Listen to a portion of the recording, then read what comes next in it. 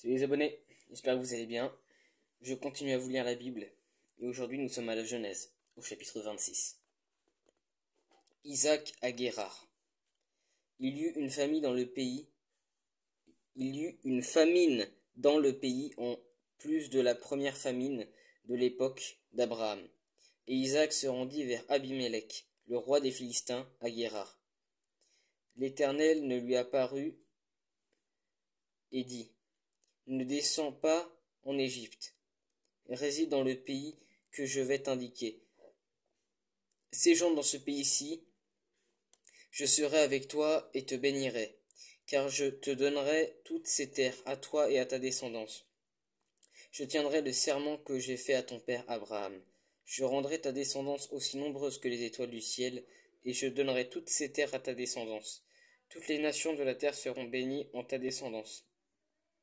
Parce qu'Abraham m'a obéi et qu'il a respecté mes ordres, mes commandements, mes prescriptions et mes lois. Isaac resta donc à Guérar. Lorsque les habitants de l'endroit posaient des questions sur sa femme, il disait: C'est ma sœur. Il avait peur en effet qu'il ne le tue s'il disait: C'est ma femme, parce que Rebecca était belle. Comme son séjour se prolongeait, Abimélec, le roi des Philistins, regardant un jour par la fenêtre, vit Isaac plaisanter avec sa femme Rebecca. Abimélec fit appeler Isaac et dit: C'est certain, c'est ta femme. Comment as-tu pu dire: C'est ma sœur? Isaac lui répondit: J'ai dit cela pour ne pas mourir à cause d'elle. Abimélec dit: Qu'est-ce que tu nous as fait? Pour un peu, quelqu'un du peuple aurait couché avec ta femme, et tu nous aurais rendus coupables.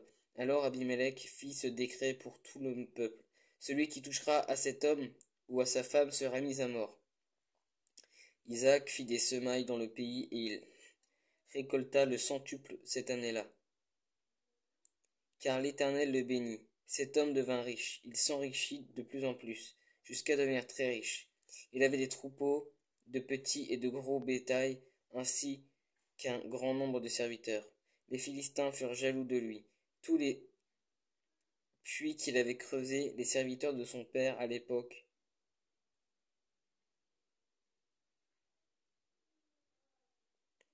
de son père Abraham. Les Philistins les comblèrent et en les remplissant de terre. Et Abimélec dit à Isaac: Va-t'en de chez nous, car tu es beaucoup plus puissant que nous. Isaac partit de là et campa dans la ville de Guérar, où il s'installa.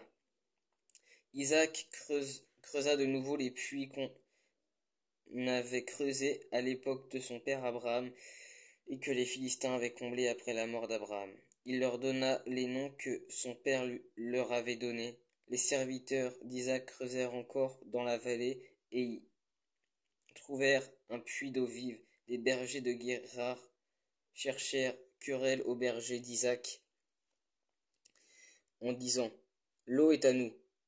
Il appela le puits Essek, qui signifie même racine hébraïque. C'est la même racine hébraïque que se disputer.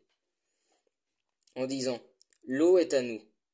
Il appela son puits Essek parce qu'on s'était disputé avec lui. Ses serviteurs creusèrent un autre puits, au sujet duquel on chercha aussi querelle. Il l'appela Sitna. Il partit de là et creusa un autre puits, pour lequel on ne chercha pas querelle. Il appela Rehoboth, car il dit: L'Éternel nous a maintenant mis au large, et nous prospérerons dans le pays. Il remonta de là à Beersheba. L'Éternel lui apparut dans la nuit et dit: Je suis le Dieu de ton père Abraham. N'aie pas peur, car je suis avec toi. Je te bénirai et je rendrai ta descendance nombreuse à cause de mon serviteur Abraham.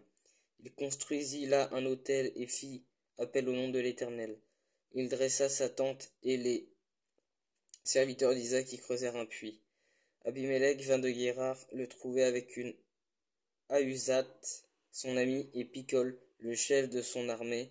Isaac leur dit: Pourquoi venez-vous me trouver, puisque vous me détestez et que vous m'avez renvoyé de chez vous? Ils répondirent, nous voyons que l'Éternel est avec toi. C'est pourquoi nous disons qu'il y a un serment entre nous et toi. Concluons une alliance avec toi.